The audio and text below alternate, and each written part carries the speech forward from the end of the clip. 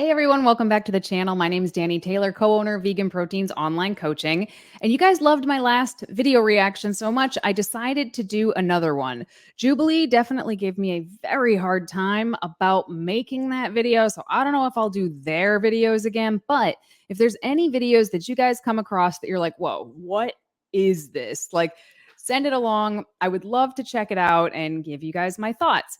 But today I'm going to be doing one that is sort of like a watch and reaction to Earthling Ed or Ed Winters, who is a fantastic vegan advocacy guy. He's written the book Eating Animals, and he's great at like teaching people sort of how to have conversations with non-vegans in a way that is logical, not too emotional, non-threatening, etc.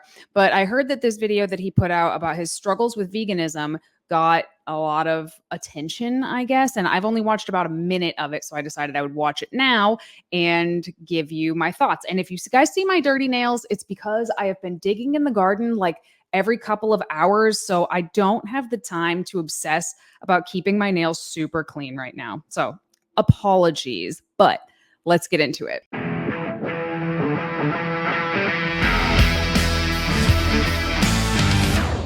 Hey everyone, I hope you're all doing really well. I am currently in Italy because I've been on a book tour. I've met so many incredible people, so thank you to everyone who came to one of the events. I've met so many amazing people, so kind, so generous. But I've also had lots of conversations with people throughout this book tour and have spoken to a lot of people who have told me very moving and profound and inspiring stories.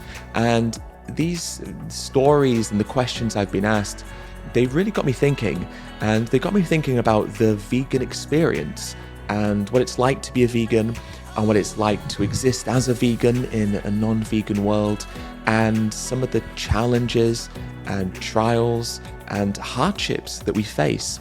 And I suppose it's kind of funny, really, because when people aren't vegan, they have this idea that the difficulties around veganism will center around things like getting enough vitamin B12 or getting enough protein or finding vegan food in a supermarket or a restaurant. And that's really not the case. That's not the hardship that we find most overwhelming. Far from it. Of course, it's easy to get the nutrition we need, and there's so many great products everywhere now, and it's easy to find fruits and vegetables and whole grains and legumes everywhere you go. 100% agree. So for those of you that don't know, this is actually my 23rd year of being vegan.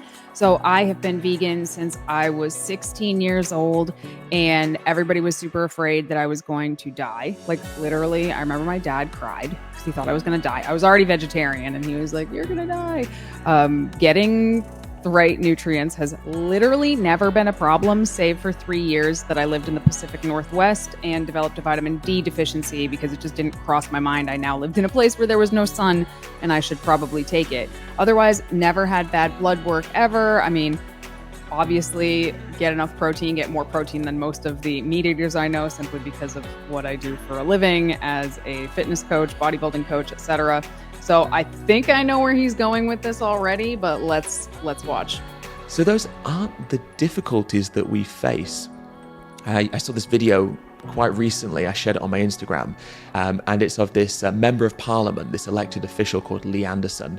And basically he discusses how his son went to university. He comes back from university a changed person. You know, his son tells him that he's gone vegetarian. We view these shifts as being like so life-altering, and of course they are. But what I think is interesting about that video, and I suppose maybe what I want to talk about today, is that relationship between sort of parents and children when we make the change. It's got me thinking a little bit about the relationship with my parents and probably what they thought a vegan was, 9 years ago or so when I first told them that I'd gone vegan. And I think back then the idea of a vegan was someone who, struggled to find food and actually probably struggled to find good kind of toiletries, healthcare. Okay, so I'm going to pause him here for a minute. So I went vegetarian in 1994. I was 8 years old, roughly. I don't remember the exact day, but I just decided I was going to give up meat specifically. It had to do with an incident involving a lobster at a family cookout that was really horrifying to me. And it got me thinking at that point, like, wait, what? Like, chicken nuggets come from chickens? Like, this sounds really obvious right now, but a lot of kids, like, people don't say, like, oh, you're eating a chicken right now to a kid. So that's when I started to think, like, oh, I don't want to eat a chicken. It's not like you just take a piece of it out and it walks around and it's totally fine. Like, I understood at this point, like, oh no, animals have to die for me to eat them. And I remember asking my mom, again, 1994, yeah, we were in the station wagon driving around town, and I was like, do we have to eat animals? And she was like, well, there are some people that don't, but we do. And I was like, well, why? And she was like, because we do, honey. And I did not like that answer. So I just stopped eating meat. Now, perfect vegetarian, I was not. I remember being in the lunch line at school, taking the ham out of my ham and cheese sandwich and just eating the rest of it. Parents would still feed me what everybody else was eating that night, and I would just eat around the meat. So, far from perfect, but at that age, I did make that connection, and my parents were pretty pissed, actually, because I was, I'm sure that food didn't go to waste. I'm sure somebody ate it, but I remember them telling me, like, you're wasting food, you're going to be unhealthy, which was funny because I was already incredibly unhealthy and ate the most horrifying diet. If I ever told you guys about my diet as a kid, I think your jaw would drop. Water, what is water? We used to drink generic Diet Coke out of a 3-liter out of the fridge, not even pour it into a cup. Barbaric. It was super unhealthy. I will say I did not become healthier becoming a vegetarian at all, but it also made encounters at my friends' houses really weird and kind of uncomfortable because you go visit your friends, you stay over for dinner, they made dinner, I ate 2/3 of it and ate around the meat, and it was awkward. It was really awkward as a kid that age, I guess, and maybe it's less awkward now, but again, it was 1994.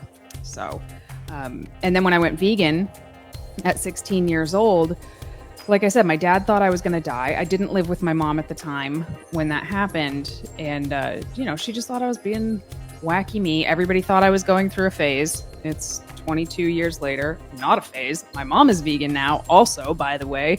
And it was when I went vegan, not vegetarian, that I got significantly healthier. But I mean, now I've been at it for so long that I really don't care what other people think anymore. But I think that anybody that's known me for that long knows that the results, they speak for themselves. They really, really do. If you knew me then and you knew me now, holy crap. So that's why so many of my friends and family have since gone vegan, gone predominantly plant-based, because they saw how much I changed and my health changed, which isn't why I did it, but it was a major side effect. You can eat delicious food as a vegan, and you can get the nutrition that you need as a vegan as well. And so if we tick all of these boxes, even though these are really the things that most non-vegans think that vegans are actually going to struggle with the most, the question then becomes, what do we struggle with the most? What is the hardest challenge or challenges that we face? When I speak to vegans, it's the same kind of concerns or challenges or questions that are presented to me. The question, and I suppose the challenges that are communicated to me the most at these events are ones around friends, family, relationships. How do we navigate the complexity of being vegan in a non-vegan world? How do we navigate the hardship that can be placed on us when we have made a decision to try and reduce violence and exploitation through our lifestyle choices? The decision we made isn't based on a personal preference, it's based on ethics and morals and values. And so when we are around people who are not living in the way that we are, it's not that we're upset that people aren't doing what we're doing, it's the wider consequence of what their actions are perpetuating. That's what's hard, that's what's challenging, that's what's upsetting. Actually, I very much agree with this. And like I said, it's been 23 years. There's a lot of stuff I've come to grips with now. And come to grips with is probably not the right terminology. That sounds like, oh, I'm just cool with it. The fact that the world is a terrible place, which I'm not. But I remember it was so much harder in the beginning, because in my mind, people just didn't know, right? I had been vegetarian for 8 years and I had no idea that the dairy industry was so cruel. I had no idea that the egg industry was so awful. In my mind, cows just made milk all the time. Like, I thought that's what cows like literally were for, was to make milk. It never occurred to me they only make milk when they're pregnant or have just given birth, just like humans do, because they're mammals just like we are, and like what the ramifications of that meant. Like, these things are not things that we are taught to think about. And I mean, I talk to adults regularly about this. That's never crossed their mind that cows don't actually just walk around making milk. Like, they have to have had a baby, and then we take the baby's milk. People are like full-grown adults, because it's just not something that most people are taught as kids. And you know, in my mind, when I first went vegan, I was certain that if other people just knew, if other people just knew the facts, they also would realize this was not a way that they wanted to live, that this was not an industry that they wanted to support, and they too would move in the same direction. And I was really heartbroken at the time by the fact that nobody did. Like, literally nobody that I knew at that time made that decision at all. I mean, lots of people were very supportive of me, and for that I'm very grateful. But I thought, oh, if these people just see this horrible footage of this thing happening, then they're going to make the same decision. They'll get it then. And they largely did not get it. And it was hard for me at the time to make sense of the fact that these people that I loved and knew to be good people, good, caring, loving people, could turn a blind eye to something so horrific. And I was angry. Oh my God, I was so angry. I remember like crying a lot. And, you know, I might as well have had a megaphone. I was that vegan, like screaming at everybody about the atrocities that happened to animals. And while I still, at 38 years old, like, I stand by all of that. I 100% believe everything that I said back when I was 16. I just realized that is not how to talk to people. That is not how you're going to change anybody's mind. I mean, very, very few people are just going to stumble across a video of animal cruelty and be like, I'm out. I mean, it happens. It happened to me, actually, but it doesn't happen to most people, apparently.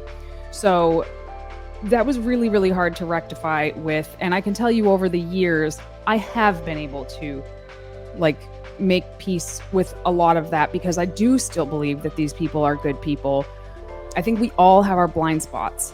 I think that everybody has their blind spots. Some of them are willful ignorance. Some of them are just plain ignorance. Like, you just don't know what you don't know. I know lots of vegans who are fantastic animal advocates that are not great human advocates in a lot of ways, and et cetera, et cetera. Like, everybody's just got their blind spot. But it is hard, and I actually imagine this is how a lot of religious people feel. And I know everybody says, like, oh, veganism's a cult. It's not a cult, but it is an ethical code that we choose to live by.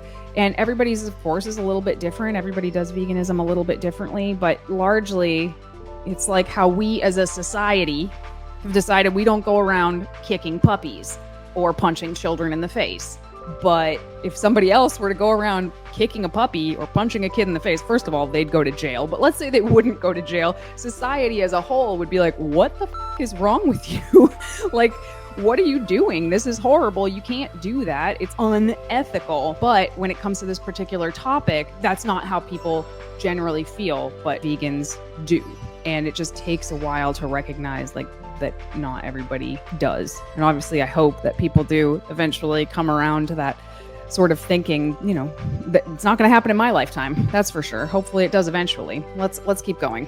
But the reason that we're upset about having non-vegan friends and family is because these are our loved ones whose actions are most important to us. And by them not being vegan, they are contributing to a system that is so violent, so cruel, so exploitative. And then as vegans, what we have to do is we have to navigate this very complex tightrope of having loved ones, people we care about, who are also engaging in things which are absolutely unspeakably bad, not just to animals, but, destroying our planet, creating antibiotic-resistant bacteria, creating bird flu and swine flu viruses that could cause the next pandemic, and bird flu's in the news all the time at the moment. And on top of that, we worry about their long-term health. Maybe we have a parent, a father, a mother who has heart problems, who has diabetes, who has issues related to chronic disease,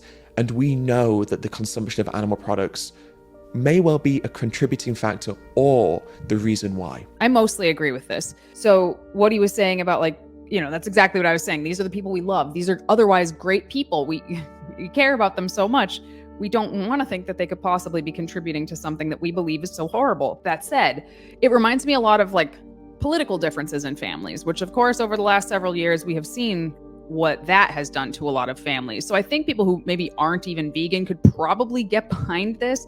If you have a very strong ethical stance about something and you have friends or family members that literally are helping make the opposite thing happen, it's tough. It's tough to just sit there at dinner with these folks and not be like, what are you doing? And I think a lot of people can relate to that in the last several years when it does come to politics. I know that it certainly has been an issue in my family over the last few years. And I think most people would say that while some people are able to have respectful conversations about these things, some people are not. And I think a lot of people cut folks out of their lives in the last few years because of political differences. And we think about the things we are most passionate about just as human beings. A lot of it comes down to what we believe is ethically wrong or right. If we look at some of the most passionate debates out there, we're talking about,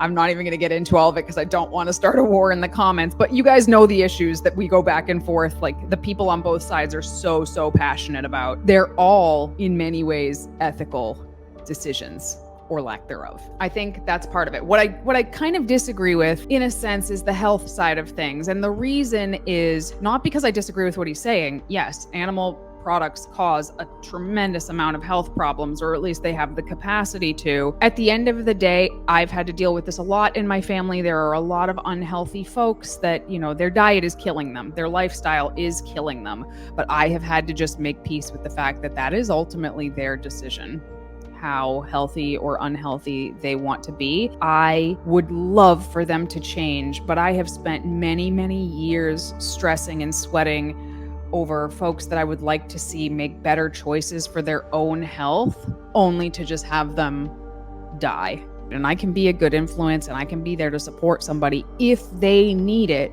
But I do believe in your body. You do what you want with it. If that's what you want to do with your body is make it really sick and unhealthy, or that's up to you. So I guess on that one particular point, while yes, I wish everybody around me would be healthier, it's not up to me. And then also accept the flaws in people. Accept that these aren't bad people. Our parents aren't bad. Our friends aren't bad. The people around us aren't necessarily bad just because they engage within these industries, because it's not necessarily their fault. How do I reconcile the fact that the people I love the most are doing the thing that I'm opposing every day through my choices, through my advocacy? How do we go home and celebrate Christmas or birthdays or anniversaries or weddings? How do we think about these celebrations when we're at them watching people eat and gorge on the flesh and secretions of tortured, mutilated, exploited animals and sentient beings? How do we do that?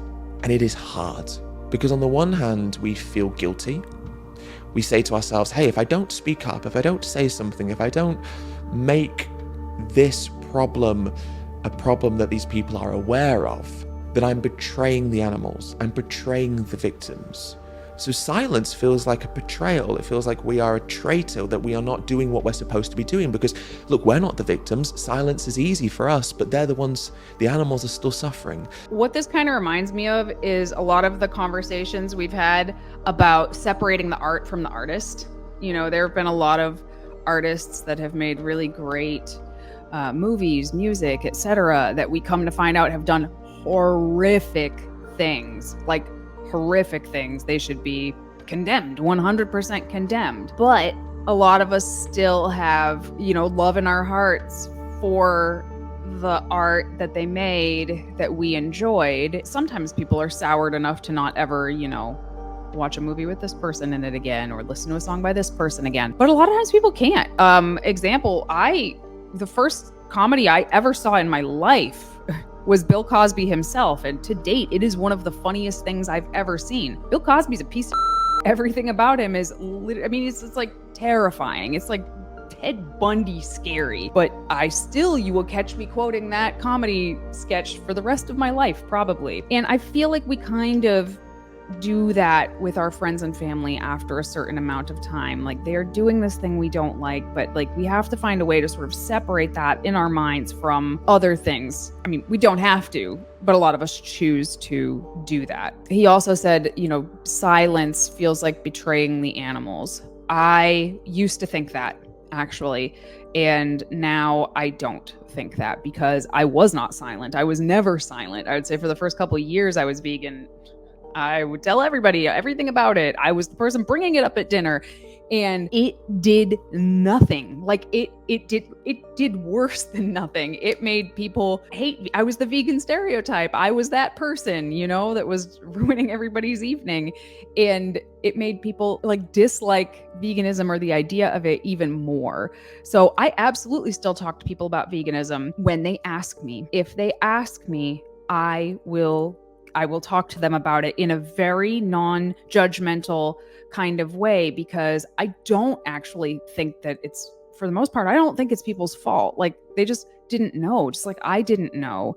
And society doesn't get people to grow up in a world where they even think of that sort of thing. They don't think of that. They don't think of where their fruit and vegetables come from. They don't think about how their $3 shirt that they bought on Shein actually came to be and got to them. Like, we just don't think about these things generally. Once you start, though, my holy rabbit hole.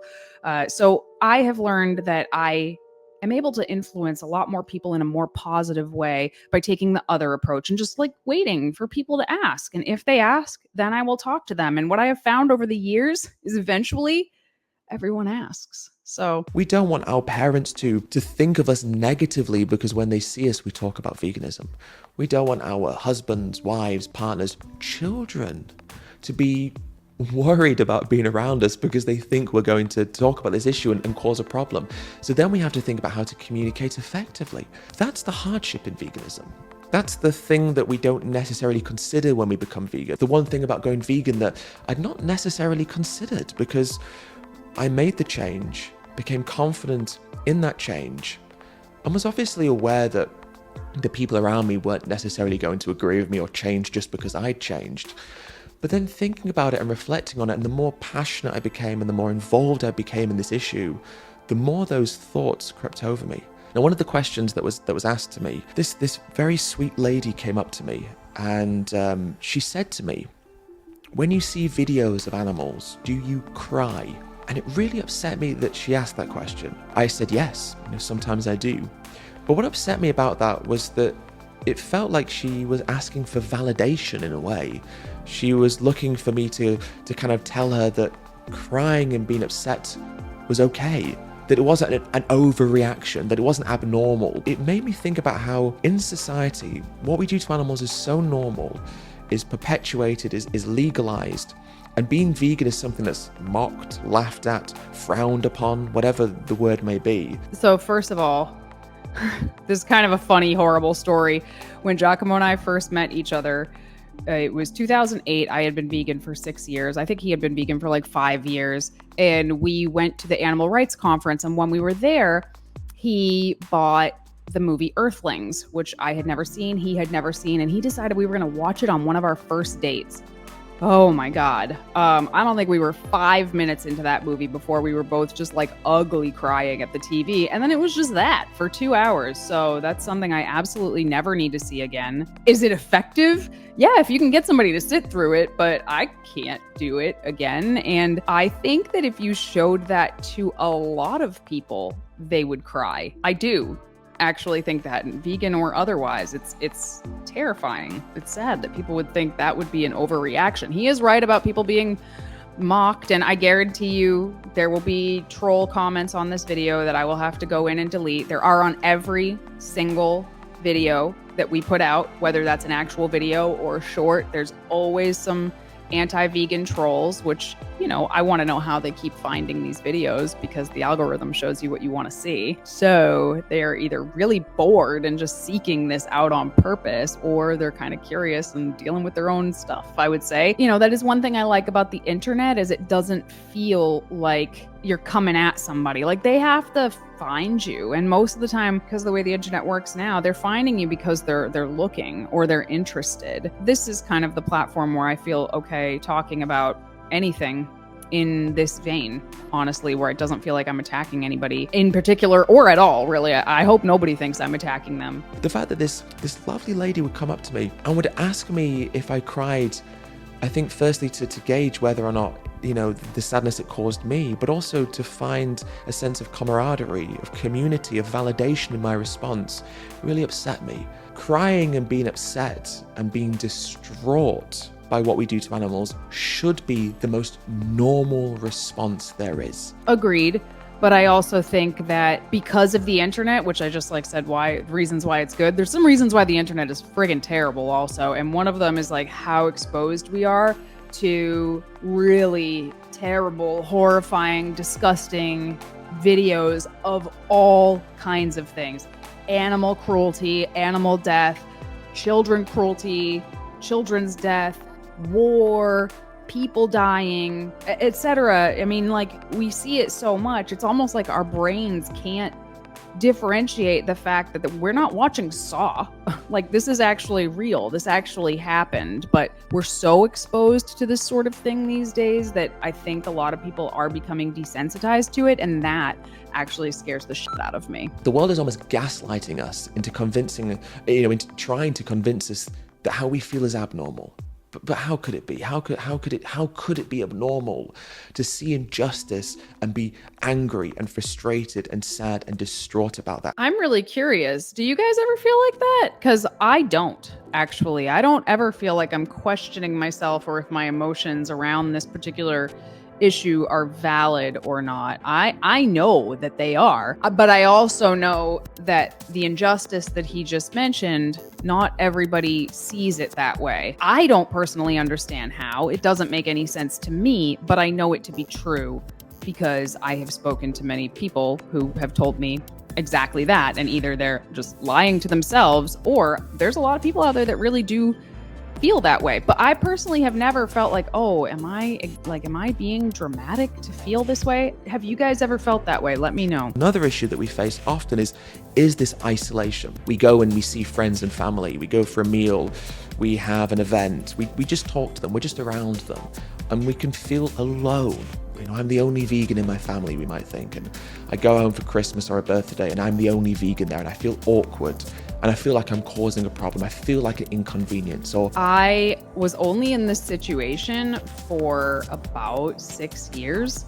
I did not know a single solitary vegan when I went vegan, had never met one.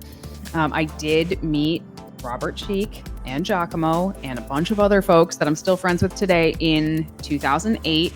And since then, I would say the vast majority of my friends are vegan.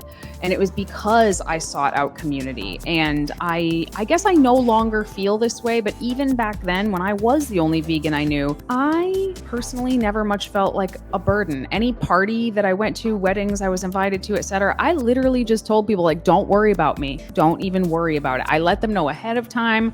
You know, I can take care of myself. I'm a big girl.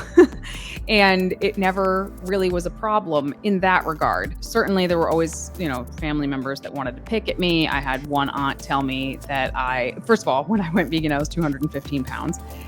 One aunt in that, a month later, so I was still pretty big, told me that I was going to gain so much weight because all I was going to eat was carbs, that sort of thing. That sticks with you. I mean, I like seeing her now, but whatever. And I guess I just never really felt that way, but I do think a lot of it comes down to community and particularly seeking that out and sticking it out also. My family was not vegan back then. My mother didn't go vegan until I had been vegan for probably 8 or 9 years. And then my stepdad went vegan, and then my sister went vegan, and her partner went vegan, and their kids are vegan. And like that was all just like a domino effect, not of me pushing anything on anybody, but just kind of living by example. Change, especially societal change, feels slow. It feels like we're slogging it through thick, viscous mud. We're trying to get through it, and we just can't feel like we're getting anywhere. We're just being dragged under this thick sludge. That's what progress can feel like. But actually, I don't think that's reflective of how things are changing and do change, because progress can feel slow at the time. It's one foot in front of the other, and it feels like it's taken us forever to get anywhere. Think about what things were like 10 years ago, 20 years ago, 30 years ago. Things are far better now. Things aren't perfect. Things are far from perfect, very far from perfect. But as somebody who has been vegan like 2.5 times as long as Ed Winters here, it has changed amazingly and like at an exponential rate. It's not like, oh, we get, an additional 1% of the market share in the grocery stores every year. It's like, it's significantly more year over year over year. Now, I know plant-based meats right now are having kind of a rough go of it at the moment, but I actually think that's because very large companies are stepping in and creating their own plant-based products, which, the downside of that is it's going to put small vegan businesses out of business. And I hate that. It's heartbreaking.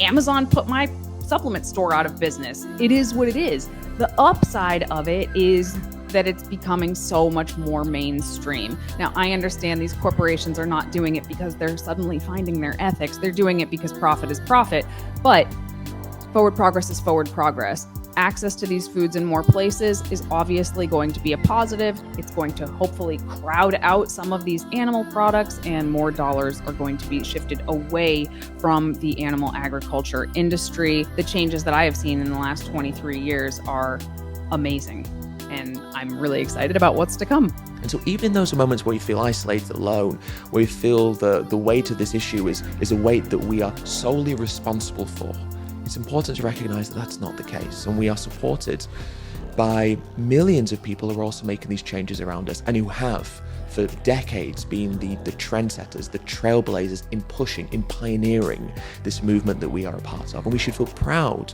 of ourselves and pride in our accomplishments and proud of our courage in those moments that are difficult. I've been thinking a lot about this, as you can tell, just because of these conversations and interactions that I've had. And I feel very moved by the people I've met, and wanted to discuss some of this with you guys as well, to give you an insight into some of the things I've been thinking. And some things that I mentioned in the book is how, faced with a situation where I had to debate, numerous dairy farmers, or have a conversation about veganism with my mother, So this is actually something that Vegan Strong, right here, my mug's kind of beat up, but Vegan Strong, we're an education group. That's exactly what we do. We go out to different fitness expos and trade shows, and we have these conversations with some of the biggest meat and dairy and egg consumers in the world. I mean, we're talking about, big steroid injected dudes that get 300 grams of protein primarily from animals every day. We're talking about fitness expos where the Dairy Council has a booth. One time we had a salmon booth right behind us, and we're just there not to sell stuff, but to have conversations with people about how to adopt a more plant-based diet, how to move down that spectrum, should they so choose, why some of the reasons that maybe they should consider doing that. And when we started doing this, I thought we would be laughed out of the arena. I thought we were just going to be like the butt of every joke. And don't get me wrong, every city we go to, there are trolls. Every single city. But people are way more receptive of it than I expected them to be. Lots of people come over to the table, and I kind of brace myself for the vegan joke, and they're like, oh, vegan? Oh, yeah, man, I know I should be more vegan. I don't really know what to do. Boom, opening. There it is. Then we get to talk to them about, well, what are you doing now? And here's some alternatives, baby steps you could take to move down that spectrum. Of course, I wish they would go vegan overnight, but that's not how it's going to work for most people. Even if that's what happened to me and that's what happened to you, the fact is that's not going to be how most people change. So I think that the conversations we have are very different than the ones that Ed has.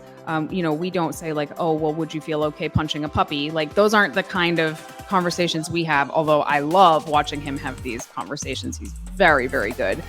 But it can still be a tough conversation when people have these preconceived notions of what it means to be healthy and fit and build muscle, and that it requires animal products. And it obviously absolutely does not. But if you don't know, you don't know. And that's what we're there to help people do, is learn exactly how to do that. So that's like our side gig. Vegan Strong is not like our company at all. It is a nonprofit organization that Giacomo and myself and others are a part of. So this is something that we do literally just as education, if you guys didn't know. Also, the Vegan Strong apparel store is now live. So if you guys want sports bras, tank tops, hoodies, etc., we will leave the link for that down below. It's, like I said, it's a nonprofit, so any profit just goes to help fund that tour. I've heard of parents putting meat in a vegan's dinner. I've heard of friends being so awful and just mocking and tormenting. But I also want to hear positive experiences. Maybe you went vegan and you spoke to your mother and she went vegan on the spot. Maybe you have a sibling and you went vegan together, or a wife or a husband or a partner, and you made this transition together. I would love to hear those positive, inspiring stories as well, because they are so important and they keep us grounded and show us that even though these conversations can be the most... All right, he'll never watch this, but here's my inspiring story. It's actually not mine, it's my sister's. Years ago, so I was obese, my sister was as well. I went vegan, and then probably 8 years later, she decided, I believe, that she wanted to like lose some weight. And I said kind of off the cuff, well, if you lose 50 pounds by this day, I'll fly you to Texas with us to go see Plant Built compete. It was 2014. And right under the wire, she lost 50 pounds. And I was like, damn it, I gotta fly her out there. So I flew her out there to just see, first of all, go on a trip to Texas. She'd never been there, and just see what it was that we did. And she got to meet all the Plant Built team members there, which was a different team at the time, but everybody's still just as inspiring. And she watched and she listened and she learned a lot. And she decided that week that she was going to become vegan. So she did exactly that. When she got home, she went vegan. And I forget the exact weight that she was when she got to Plant Built. I want to say like 320 or 325 or something. She started close to 400, like 380 something. And after Plant Built, she decided she was going to go vegan. She ultimately ended up losing like 200, maybe plus 200 plus pounds from where she started. And the weight loss is not the like, oh my God, amazing story. The amazing story is that my sister had been told she would never have children for various health reasons. That is what she had been told. And shortly thereafter, she went vegan. She lost all this weight. She got pregnant with Daisy. And Daisy is obviously one of the lights of my life. Her and Desmond are the literal loves of my life. Both, she was pregnant with both of them, vegan for the whole pregnancy. The kids have been vegan since they were born. They're 5 and 7, super healthy. They've certainly like accidentally eaten an animal product here and there. That's, kids can't tell the difference between a vegan muffin and a non-vegan muffin. But for all intents and purposes, they've been vegan their entire lives and they're super healthy. And the fact that they likely only exist because my sister decided to make that choice is kind of mind-blowing every time I stop and think about it. So again, not my story, 100% my sister's story. It's the most positive story that I know off the top of my head. Have to remain positive. We have to remain determined, probably for the rest of our lives. What we don't want to do is become so pessimistic and hopeless that we find ourselves becoming apathetic or filled with despair. We have to find that balance, that sense of urgency to keep us going, to keep us talking, to keep us advocating for this movement.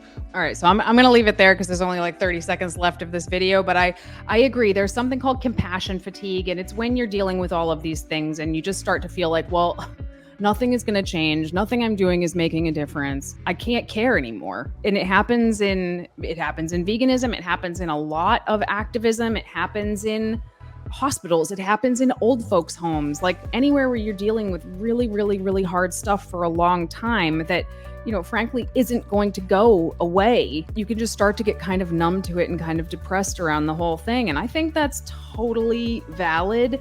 But if there's anything that you can do to try to focus on the positive changes that are happening, you are going to be a much happier person, and you're likely to be a much more effective vegan advocate as well. All right, everybody. Well, I hope you enjoyed this video. Again, if there's any videos that you guys come across, whether it's about veganism or training or nutrition or crazy ass diets, I love seeing those. Send them along. I really enjoy doing these reaction videos. I mean, I watch a lot of YouTube anyway, so getting to talk to the void here about what it is I think about them and actually get to have comments back from people is really, really exciting. So if anybody here is interested in any kind of fitness coaching, physique coaching, that's exactly what we do at VeganProteins.com. We have 5 vegan coaches right now, all excellent, and we can help you build muscle, burn fat, compete in bodybuilding, compete in powerlifting, lose 10 pounds, feel better going up the stairs, whatever it is you want to do. Shoot us a message at VeganProteins.com.